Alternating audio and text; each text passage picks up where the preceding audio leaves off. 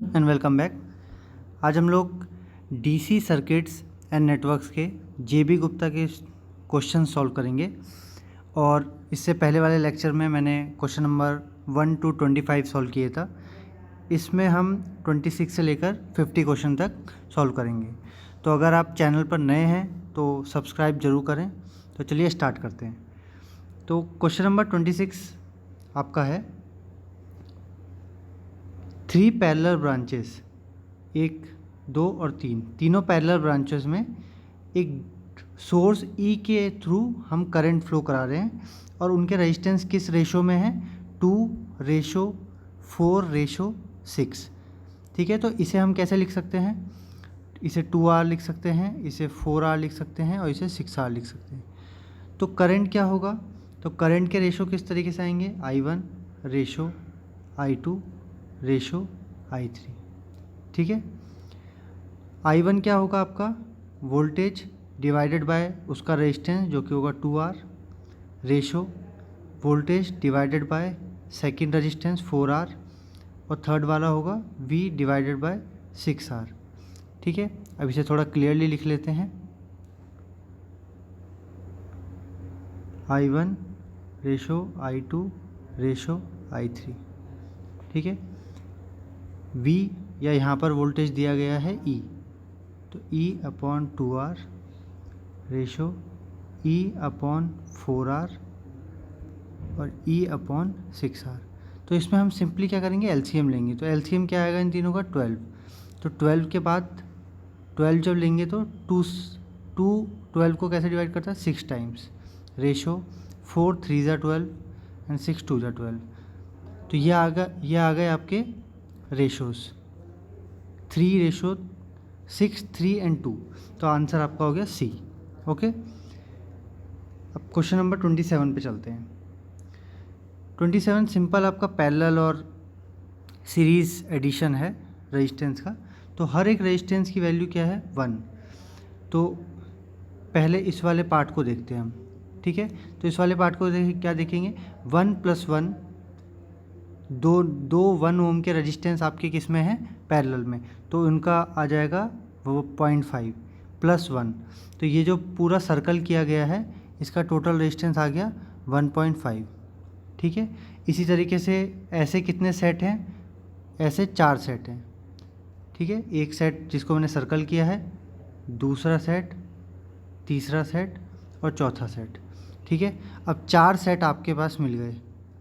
Okay, तो ये वाला सेट और ये वाला सेट फिर से पैरेलल में है। तो 1.5 ओम का अगर 2 रेजिस्टेंस होंगे पैरेलल में तो वो हाफ़ हो जाएगा। पैरेलल में जब एडिशन होता है सेम रेजिस्टेंस का तो वो हाफ़ हो जाता है, चाहे तो आप कैलकुलेट करके देख लीजिए। ठीक है, 0.75 और उसके साथ में आपका क्या लगा है, उसके साथ में एक सीरीज़ में है 1 ओम का। तो ये आपका फाइनली हो गया 1.75। ठीक है, अब 2 1.75 के सेट बन चुके हैं। ठीक है, एक ये पूरा का पूरा इसका वैल्यू आया 1.75 और इस नीचे वाले की वैल्यू भी आई 1.75। ठीक है, अब इसको हम हाफ़ कर देंगे। ठीक है, इसको हम हाफ़ कर देंगे तो और फिर लास्ट में हम किसके साथ ऐड करेंगे, इस 1 के साथ। तो इसका फाइनली आंसर आपका कितना आएगा, इसका आएगा कुछ 15/8। ओके, लेकिन उसने क्या पूछा आपसे, करंट। तो करंट के लिए क्या होगा, करंट I = V/R होता है। R आपका आया 15/8, तो फाइनली करंट आपका कितना आ जाएगा, 8/15। ठीक है, तो 8/50 मतलब आंसर आपका डी हो गया, ये आपका आंसर हो गया। ठीक है, अब क्वेश्चन नंबर 28 पे चलते हैं। क्वेश्चन नंबर 28 में क्या बोला है, 2 रजिस्टर्स जब उन्हें कंबाइन किया जाता है सीरीज़ में तो R1 + R2 कितना देते हैं, वो 4.5। ठीक है, लेकिन जब उनको पैरेलल में किया जाता है तो वो आंसर कितना आता है, 1। ठीक है, तो पैरेलल में कैसे जुड़ते हैं resistance, R1 R2 upon R1 + R2 = 1। यहाँ पर हमने R1 + R2 की वैल्यू को यहाँ निकाल चुके हैं, उन्होंने दिया है 4.5, तो 4.5 लिख देंगे हम। ठीक है, तो हमारा R1 × R2 किसके बराबर आ गया, किसके बराबर आ गया, ये 4.5 को मैं यहाँ मल्टीप्लाई करूँगा 1 के साथ तो 4.5। अब आंसर में देखो कि R1 plus R1 into R2 कहाँ पर 4.5 आ रहा है, तो ऐसा ऑप्शन कौन सा है, तो वो ऑप्शन आपका कौन सा हो सकता है, वो आपका एक ही ऑप्शन है सी। बाकी सब में आप मल्टीप्लिकेशन करेंगे तो R1 इंटू R2 आपका 4.5 नहीं आएगा। ओके, तो अब चलते हैं क्वेश्चन नंबर 29 पे। क्वेश्चन नंबर 29 में आपको क्या दिया गया है, आपको दिया गया है 3 रेजिस्टेंस हैं। 3 रेजिस्टेंस को थोड़ा कंफ्यूजिंग वे में दिया गया है, लेकिन अगर इसको आप देखें, आप एक साइड से करंट एंटर करेगी तो करंट इस 12 ओम में जाएगी, ठीक है। फिर ये एक शॉर्ट सर्किट है, तो शॉर्ट सर्किट है तो इस पॉइंट को यहाँ पर भी माना जा सकता है, ये दोनों पॉइंट एक ही मानेंगे, एक ही वोल्टेज पे होंगे, ठीक है। तो ये यहाँ से यहाँ चला गया, ठीक है करंट, यानी कि ये 12 ओम हमें इतना पता चल गया है कि ये दो 12 ओम तो पैरेलल में हैं, ठीक है। फिर हम एक और चीज़ देखते हैं कि जो ये बीच वाला 12 ओम है, इसके जो 2 पॉइंट हैं दोनों साइड के, इसको जो सेंटर वाला आपका है वो किससे जुड़ा हुआ है, एक बी साइड के पॉइंट से जुड़ा हुआ है और एक सीधा ए साइड के पॉइंट से जुड़ा हुआ है, ठीक है। ये जो शॉर्ट सर्किट करके दिखाया गया है, इसको आप पॉइंट को सीधा यहाँ रखें, मतलब ये आपका बी हो गया, ये आपका ए हो गया, ठीक है। तो एक्चुअली जब आप देखेंगे तो ये तीनों पैरेलल में हैं, ठीक है। और पैरेलल में क्या होगा, तीनों सेम रेजिस्टेंस हैं, उसका सिंपल सा फॉर्मूला है डिवाइड बाय 3। 3 चीज़ें अगर 3 रेजिस्टेंस ऑफ सेम वैल्यू अगर पैरेलल में है तो सिंपली आप डिवाइड बाय 3 कर दीजिए, और आप उस फार्मूले से भी निकाल सकते हैं पैरेलल वाले, लेकिन ये एक इजी तरीका है। जिस तरीके से 2 रेजिस्टेंस अगर पैरेलल में होते हैं, उनकी वैल्यू अगर सेम है तो डिवाइड बाय आप 2 कर सकते हैं फाइनल रिजल्ट के लिए, ठीक है। तो आपका कितना आ जाएगा 4 ओम, तो आंसर कितना हो गया, सी हो गया, ठीक है। अब क्वेश्चन नंबर 30 क्या है कि 1 ओम रेजिस्टेंस है, उससे क्यूब बनाया गया है, ठीक है। तो क्यूब बना लेते हैं सबसे पहले, ठीक है। इस तरीके से हमने क्यूब बना लिया। इसकी हर एक साइड का कितना है 1 ओम, और क्यूब को एज से हमें निकालना है रेजिस्टेंस ए, और इधर का एज क्या है बी, ठीक है। तो अब हम देखते हैं कि करंट कैसे फ्लो करेगी। तो करंट यहाँ से आई, ठीक है, यहाँ डिवाइड होगी हर किसी में I/3, ठीक है। इधर भी आ गई I/3 और इधर भी आ गई I/3, ठीक है। उसके बाद से डाउन गई तो ये फिर से I/3 डिवाइड होगी, तो ये होगी I/6। फिर यहाँ से नीचे से भी I/6 ही आएगी, तो यहाँ पर ऐड हो जाएगी फिर से I/3, ठीक है। इसको दूसरे कलर से देख लेते हैं। तो करंट किस तरीके से हमें KVL लेना है, ठीक है। तो KVL जब हम लेंगे तो KVL हम कैसे पॉइंट से लेंगे, एक ये लिया, फिर यहाँ से ऐसे लिया, ऐसे लिया और ऐसे लिया, ठीक है। इसे पॉजिटिव मान लेंगे और इसे नेगेटिव मान लेंगे। तो KVL में कौन कौन से पॉइंट्स आ रहे हैं, KVL में पॉइंट्स आ रहे हैं आपके एक ये और एक ये, तीनों का हमें करंट पता है। 2 जगह I/3 है, एक जगह I/6 है, ठीक है। तो अब इसको मैं KVL में लिखूँगा, तो KVL क्या होगा, ये कुछ भी वोल्टेज होगा, ये कुछ भी वोल्टेज होगा, ठीक है, is equal to I/3 into 1 ohm, I/6 into 1 ohm and I/3 into 1 ohm is equal to V voltage, ठीक है।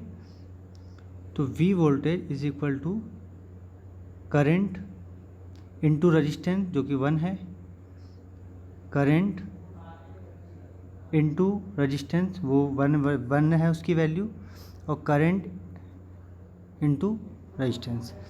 इसका हम फिर से LCM लेके कर लेंगे 6, तो ये 2I ऊपर 2 आएगा, I को हमने कॉमन ले लिया, ठीक है। 2 + 1 + 1, ठीक है, इज इक्वल टू V। और किसी भी चीज़ का रेजिस्टेंस क्या होता है, वोल्टेज बाय करंट। तो इस आई को हम इधर ले जा लेंगे, ठीक है। इस आई को हम यहाँ ले गए वी के नीचे, ठीक है। तो V by I is equal to कितना आ गया, 2 + 1 + 1 4, ठीक है। तो ये एक्चुअली आ गया आंसर 2/3, ठीक है। तो ये आपका ओम आ गया। तो हम आंसर देख लेंगे।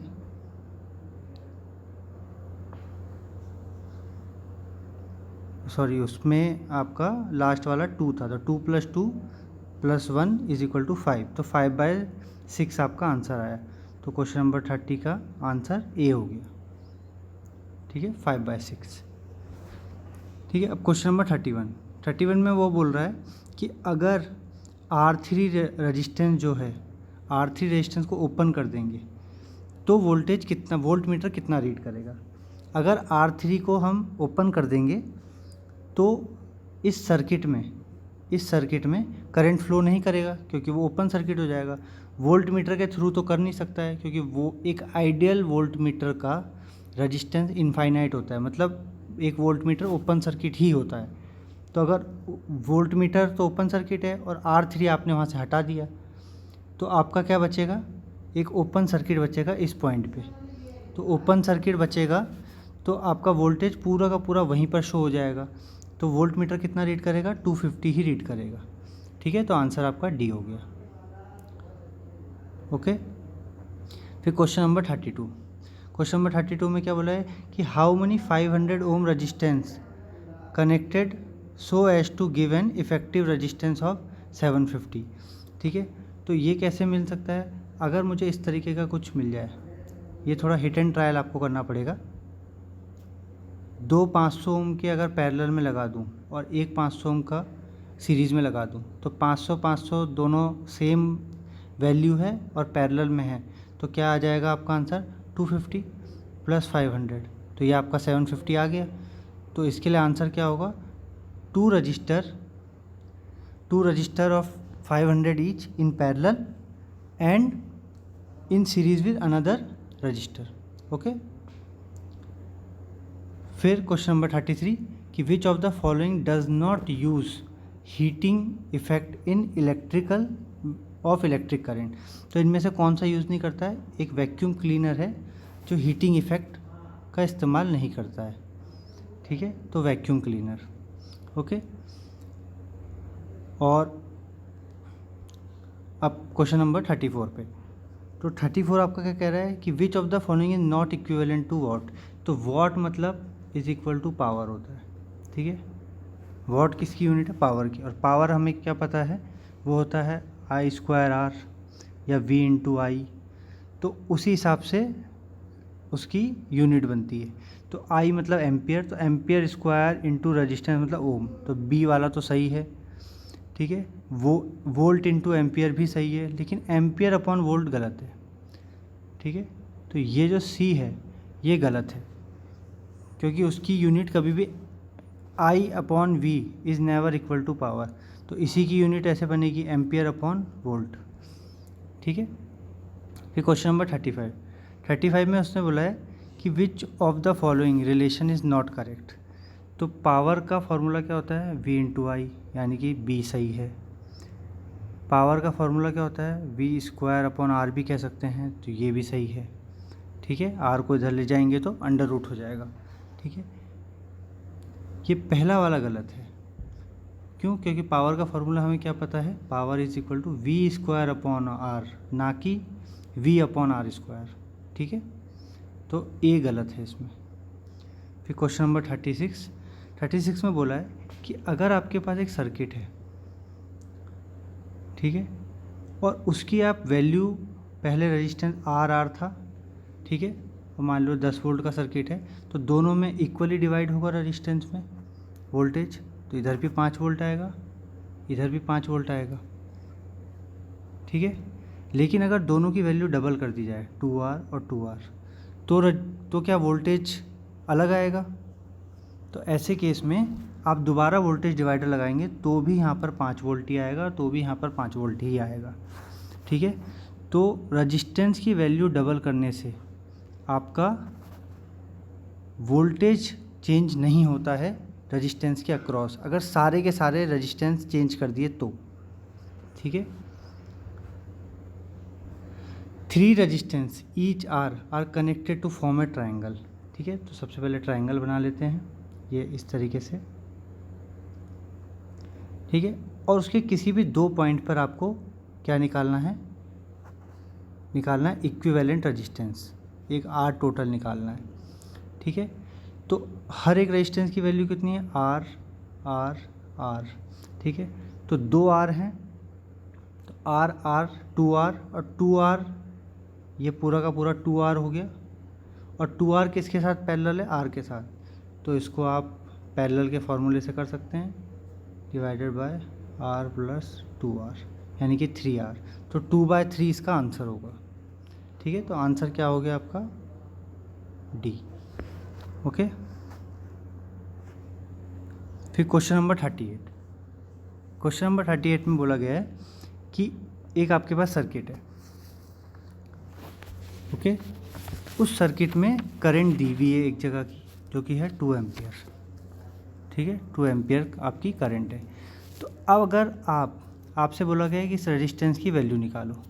ठीक है, इस रेजिस्टेंस की वैल्यू आप कैसे निकाल सकते हैं, अगर आपके पास इस पॉइंट का वोल्टेज पता चल जाए, जो कि हम नोड मेथड से निकाल सकते हैं, 100 माइनस यहाँ की वोल्टेज को मैं V मान सकता हूँ, divided by 10 is equal to V divided by 10, यानी कि यहाँ की करंट।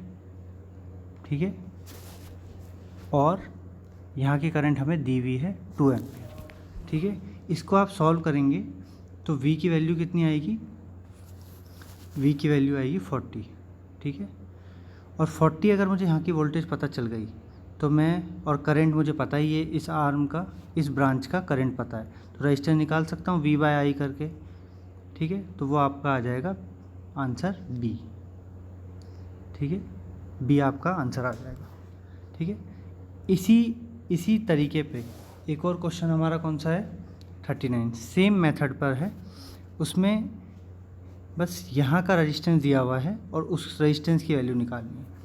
तो उसके लिए हम क्या करेंगे, ये 2 10 ओम के, इनको पैरेलल में ऐड कर लेंगे पहले, तो सर्किट थोड़ा छोटा हो जाएगा।